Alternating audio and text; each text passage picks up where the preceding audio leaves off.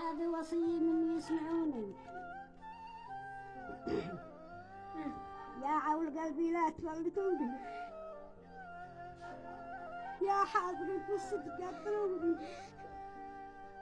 وفي شهادة غير لقنوني، وسايروا نخسي وبصموني، وستروني حين تغسلوني، دلا علي حين تكفلوني، لكن خطا مني فسامحوني، ما تحملت حد تحملوني، وذي يحبوني ويكرهوني، ولا بكوا بعدي ما يفعلوني، والخل والأجيال يسبقوني، يا رب العالمين. وجارح قلبي يلحقوني، الله كريم. يا حاضر في القلب نزلوني، وعالجوا لحدي ووسدوني، إني عدل الله خبير فيني، يا الله يا ربي.